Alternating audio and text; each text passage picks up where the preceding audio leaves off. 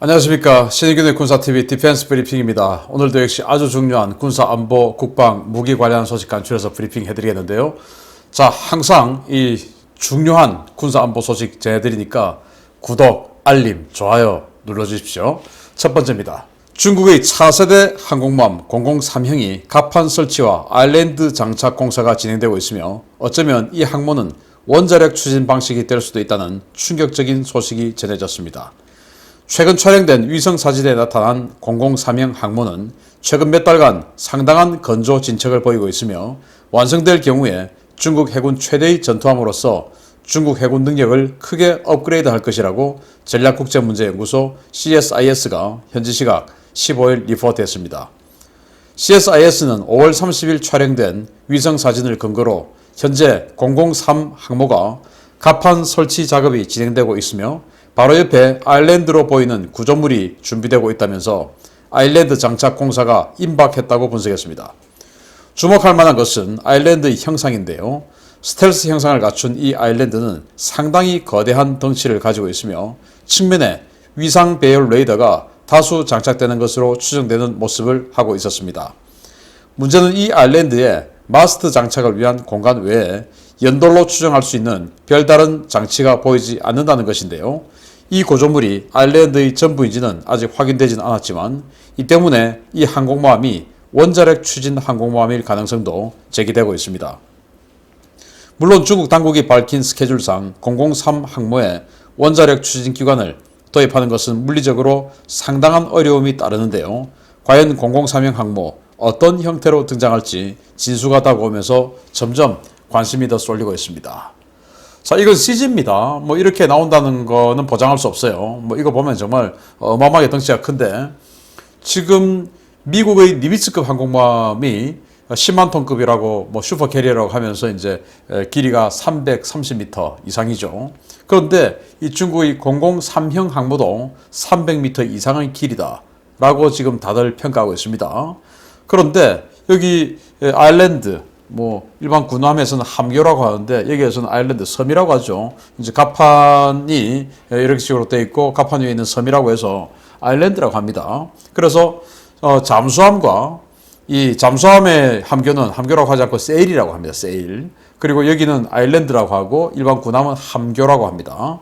그래서 이 아일랜드가 형상이 지금 공개가 위성사진에 되고 있는데 아무리 봐도 통합 마스트 뭐 이런 것들을 장착할 수 있는 공간이 있지 연돌이 공간 장착될 공간은 없는 것 같다. 그럼 도대체 여기 이제 뭐 재래식 추진기관 뭐 디젤이든지 가스터빈이든지 하여튼 원자력 추진 아니고 재래식 동력으로 움직이는 걸로 알고 있는데 그러면 거기에서 나오는 배기가스는 어디로 뿜어내냐? 없냐? 없다면 그러면 이거 원자력 추진이 아니냐? 이게 이제 지금 논란이 되고 있는데 중국 네티즌들은 야 우리도 드디어 미국 니미츠나 제라드 포드처럼 우리도 핵 추진 항공모함 가지는 건가 뭐 이렇게 해서 굉장히 이제 흥분을 해 있는 상태고 이 위성 사진 때문에.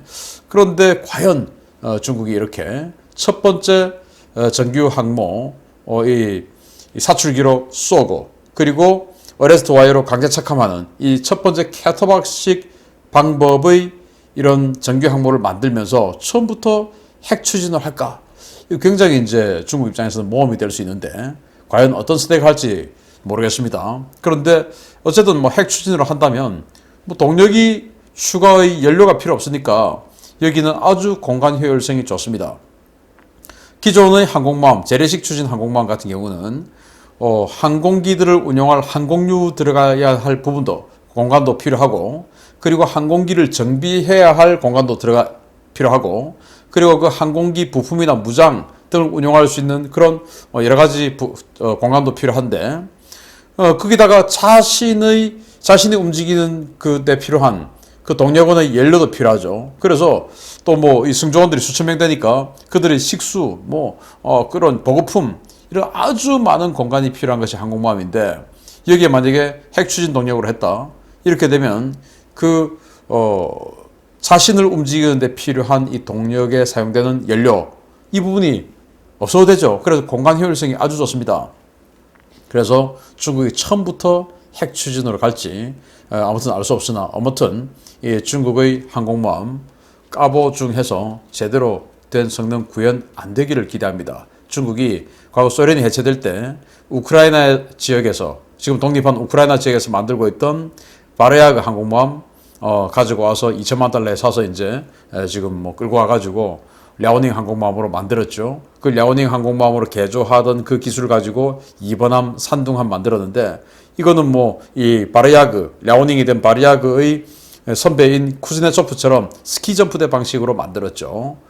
그런데 이제 이 003형부터는 캐터필터 방식의 이 항공모함을 만들겠다고 했는데 과연 처음부터 핵 추진으로 갈지 조금 의문스럽긴 합니다만은 어쨌든 현재 마스터 형상은 그렇다. 자, 그러면 우리 한국도 항공모함 하면 이렇게 6만 5천에서 7만 톤 정도 되는 이 스키저프대 방식의 항모 두 척에 또 이런 식으로 정규 항공모함 또 앞으로도 정규 항공모함 세 척 더 나올 건데 중국이 우리가 경항모 해선 되겠냐?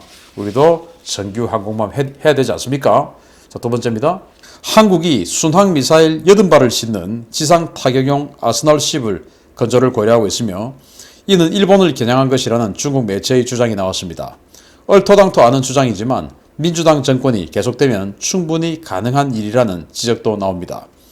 한국은 현재 배수량 5,000톤급 규모의 아스널십 건조를 검토 중이며 이 군함의 톤수는 일반 호위함과 거의 같지만 순항미사일을 이용해 원거리에 있는 지상 표적을 정밀 타격하는 데 특화된 군함이라고 신랑군사망이 16일 보도했습니다.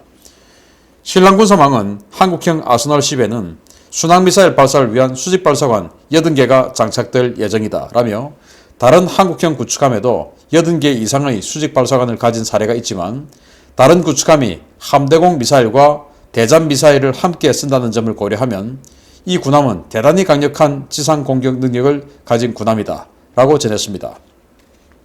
매체는 이 군함은 대단히 강력한 지상 공격 능력을 가질 것이지만 적의 전투기나 미사일, 잠수함을 방어할 능력은 전혀 없기 때문에 구축함이나 호위함에 의존해야 하며 독립적인 작전이 불가능하다라고 지적했습니다. 매체는 분석에 따르면 한국이 아스널십을 건조하려는 이유는 주로 북한과 일본을 겨냥한 것이다 라며 한국은 일본과 계속해서 갈등을 빚고 있고 영토 분쟁의 직면에 있어 상대적으로 작은 크기의 아스널십을 건조해 일본에 대응하려고 하는 것이다 라고 주장했습니다. 우리나라가 아스널십을 건조해 일본을 공격한다는 주장은 한미일 삼각공조 체제 하에서는 있을 수 없는 일이지만 중국에서 이러한 주장이 나왔다는 것은 중국이 정말 더불어민주당 정권을 확실한 친중 세력으로 인식하고 있다는 것을 방증하는 것이어서 우려가 커지고 있습니다. 자, 이 모습은 아니에요. 지금 어떻게 할지 나온 거 없습니다. 그리고 한다 만다도 정해진 거 없습니다. 그런데 해군은 하고 싶다라는 겁니다. 근데 이게 정말 황당한 일이죠. 한 5,000톤급 정도의 선체에 우리 충무공 이순신급 정도 되는 그런 덩치에다가 지금 충무공 이순신급 되는 덩치는 48발의 각종 미사일 수직발사관을 가지고 있죠. 그거보다 조금 더 크게 해서 80발의 수직발사관을 가지겠다. 그러니까 40발짜리 한 두 군데로 나누어서 하면 되는 것이죠. 그렇게만 한다면 중국 말대로 대공무장도 없고 대잠무장도 없고 그러면 5,000톤까지 안 가도 될 것 같기도 한데 한 포만 달랑 장착한 그런 군함이 될 가능성이 크죠. 그런 것들을 많은 나라들이 구상을 했지만 그 어느 나라도 만들지는 않았어요. 현실에서 구현은 안 했습니다. 왜냐? 이런 군함들은 혼자서 독자적인 작전이 안 되고 적의 소형 잠수함이나 적의 소형 고속정 이런 데도 그냥 깨질 수가 있기 때문에 위험하죠. 그래서 이런 그 단일 플랫폼에 강력한 무장을 구겨 넣으면 그 군함이 사라졌을 때, 피격돼서 사라졌을 때 전쟁 전체에 미치는 데미지가 너무 크죠. 그래서 굉장히 강력한 무장을 치르려면 그 배 자체에 굉장히 다양하고 강력하고 정밀한 방어 체계를 구비를 해야 되죠. 그래서 그 공격력을 보장을 해야 됩니다. 그런데 이렇게 지금 한국 해군이 구상하는 것처럼 또 희망하는 것처럼 그냥 단순히 지상타격 순항미사일만 80발, 80발 딱 꽂아놓고 야 우리 화력이 이만큼 있어 하는 자랑만 해서는 안 된다. 나가서 그냥 바로 죽을 수 있는 겁니다. 그래서 세계 그 어느 나라나 생각했지만 그 어느 나라도 만들지 않았던 이유는 바로 그겁니다. 이 배가 손상을 입었을 때 미치는 정신적 데미지 그리고 실제적인 군사적 데미지가 너무 크다. 그래서 이런 것들 위험해서 안 된다. 라고 해서 아스날십 아무데도 안 하는데 우리 한국 해군이 이걸 하겠다. 라고 한다는 건 정말 위험한 짓이고 저는 안 했으면 좋겠습니다. 그리고 또 이 장면에서 중국이 또 여기에 이제 또 일본하고 한국하고를 이간질 시키려고 이렇게 하는데 뭐 틀린 말은 딱히 아니에요. 왜? 일단 가장 첫 번째 적은 북한인 건 맞죠. 그리고 두 번째 적은 이제 잠재적 적이라고 하는데 당연히 주변국이 잠재적 적입니다. 그런데 자기네들은 쏙 뺐죠. 중국은 아니고 일본이다 이겁니다.